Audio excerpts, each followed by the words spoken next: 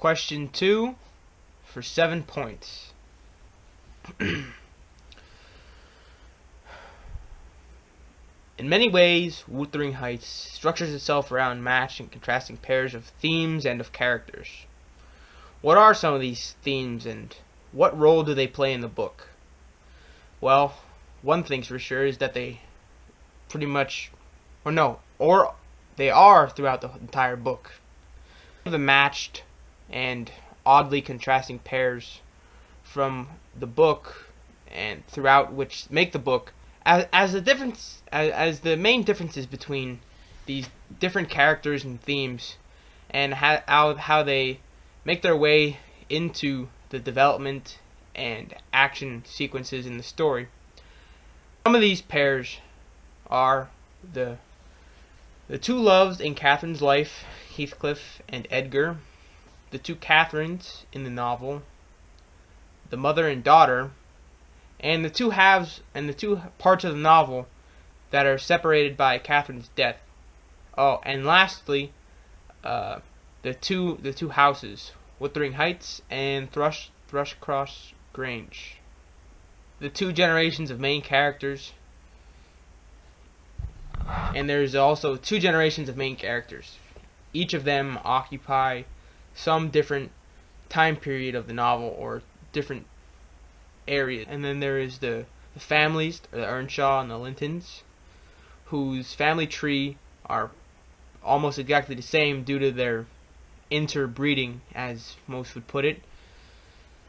And the two main themes which really struck me in the entirety of the novel, which are love and revenge. Some others may call them different words, but it's pretty much the same ideal. And by placing all of these ideals into pairs, and along with the elements of the novel, they both compare and contrast them to each other all at the same time. The device of pairing serves to connect the book's themes, as well as to develop the characters' personalities that make you love or hate each and every single one of them, which also adds to the theme of love and revenge. But also, another main theme that I think should be covered is deception. And deception is a main point of some of these characters. They all like to be, or not all of them, but some of them like to be deceptive. Like Heathcliff, for example, is very, very deceptive. Just because of the way he reacts to his revenge is just a good example. How he goes to the length of interbreeding his kids and his kids. It is just that length of deception is just pretty much describes how these two main themes come together and also develops the characters. End of question 2.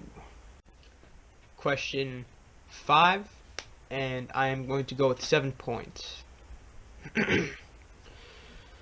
In my opinion, primarily, it is the source of all that is negative in the novel.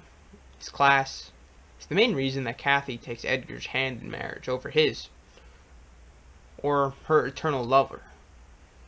And a quote from the story would be from Catherine: "If my brother had not brought Heathcliff so low, I would not have thought of it. It would degrade me to marry Heathcliff now." And that is a quote from the book itself.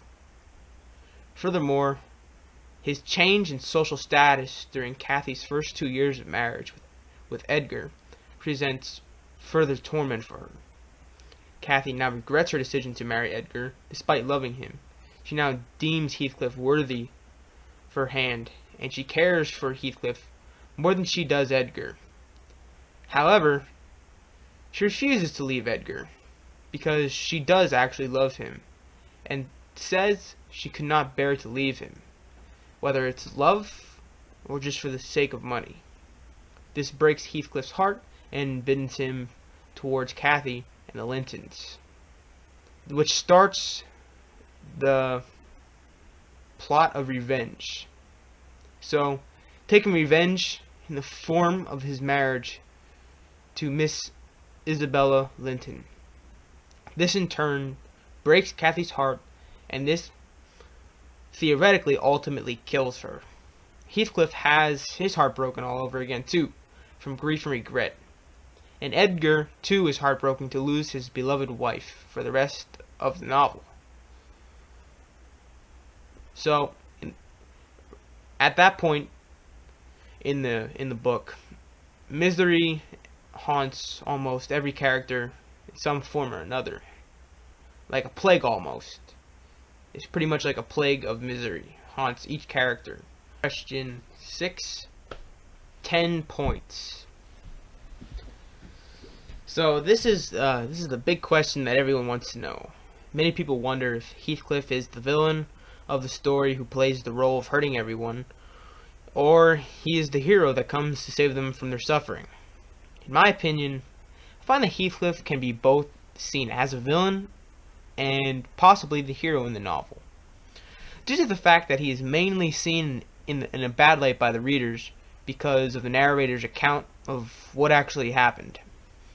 Heathcliff can be thought as a plague that casts a burden on the Earnshaw and Linton families.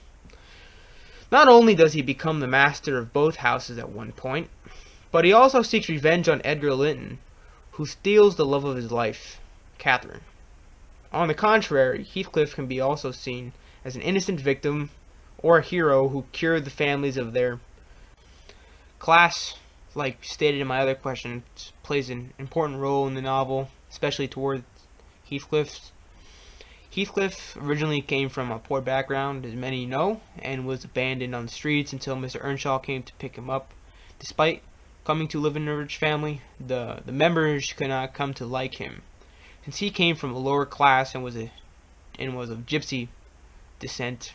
Hindley came to treat him as inferior, like stated, due to the fact that he was of higher standing than him, theoretically, and he tormented him as he pleased. Class and social structure came to be of the most importance pretty much in the novel, because throughout the novel Heathcliff comes to try and escape from his impoverished background and attempts to become rich, to which he succeeds in actually doing so.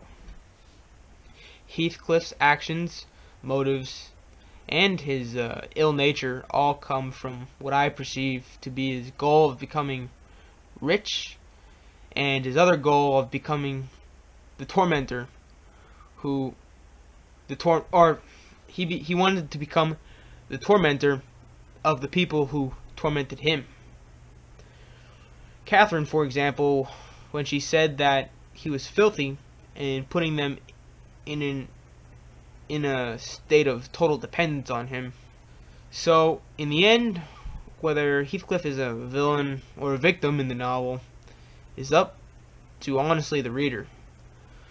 For those who've finished the book and read about the horrid actions throughout the novel, you may honestly side with Heathcliff being a villain for hurting Kathy and Nellie towards the end of the book. But as for those who take it from the other opposite view, you may consider Heathcliff as a victim due to Hindley's torment.